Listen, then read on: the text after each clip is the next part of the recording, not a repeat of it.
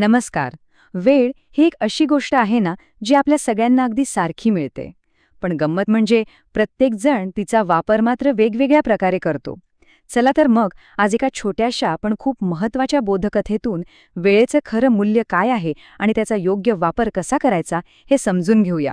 तर प्रत्येक कथेसारखाच आपल्या कथेचाही एक हिरो आहे आणि त्याचं नाव आहे राहुल. अगदी आपल्यासारखाच एक सामान्य शाळकरी मुलगा. पण त्याच्या आयुष्यात एक मोठं आव्हान होतं.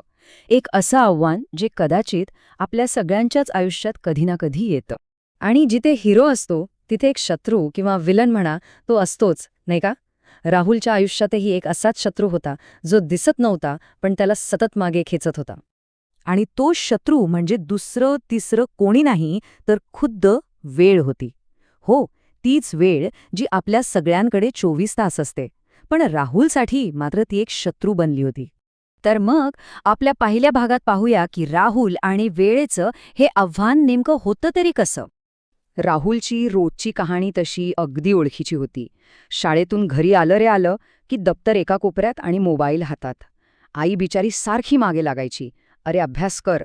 पण त्याचं पूर्ण लक्ष गेमच्या त्या रंगीत दुनियेतच असायचं. आपल्यापैकी अनेकांना हे कुठेतरी पाहिल्यासारखं वाटतंय, हो ना? आणि खरा पेच इथेच होता. बघा, राहुलसमोर रोज 2 पर्याय असायचे. एक होता मोबाईल गेम, जो त्याला लगेचच्या लगेच मजा द्यायचा, इन्स्टंट आनंद. आणि दुसरा होता अभ्यास, ज्याचं फळ म्हणजे यश हे नंतर मिळणार होतं. आणि मग तो काय करायचा? अर्थातच त्या तात्पुरत्या आनंदाच्या मागे धावायचा.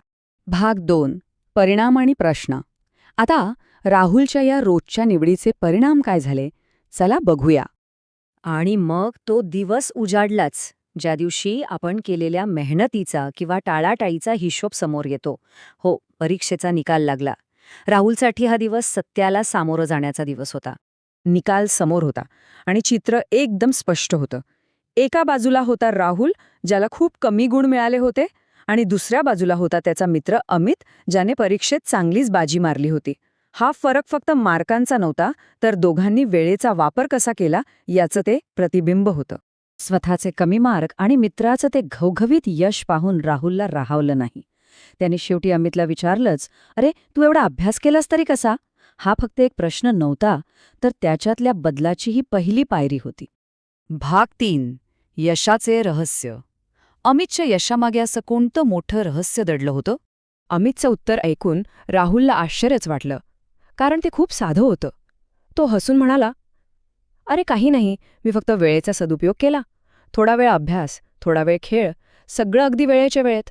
बघा किती सोपं होतं हे रहस्य. तर वेळेचा सदुपयोग म्हणजे काय?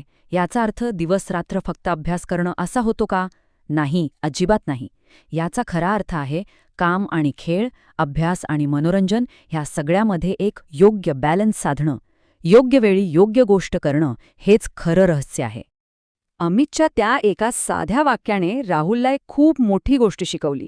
त्याला त्या क्षणी जाणीव झाली की आयुष्यात बाकी काहीही परत मिळू शकतं, पण एकदा गेलेली वेळ ती कधीच परत येत नाही.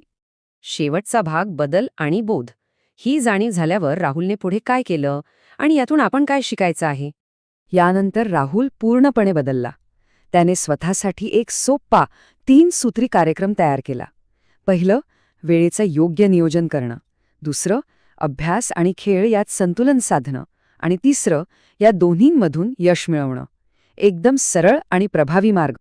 आणि मग काय, निकाल तर अपेक्षेप्रमाणेच होता. त्या दिवसापासून राहुलने वेळेचा अगदी योग्य वापर सुरू केला आणि पुढच्याच परीक्षेत तो चांगल्या गुणांनी पास झाला. अखेर त्याने वेळेवर विजय मिळवला होता. तर या संपूर्ण गोष्टीचा सार काय? खूप सोपं आहे. जर वेळेचा योग्य वापर केला तर यश आपोआप आपल्या मागे येतं. वेळ हीच खऱ्या अर्थाने यशाची गुरुकिल्ली आहे. ही गोष्ट तर इथे संपली, पण जाताना एक प्रश्न तुमच्यासाठी नक्कीच आहे. आपल्या आयुष्यात वेळेपेक्षा जास्त मौल्यवान, जास्त किमती असं खरंच काही असू शकतं का? यावर नक्की विचार करा.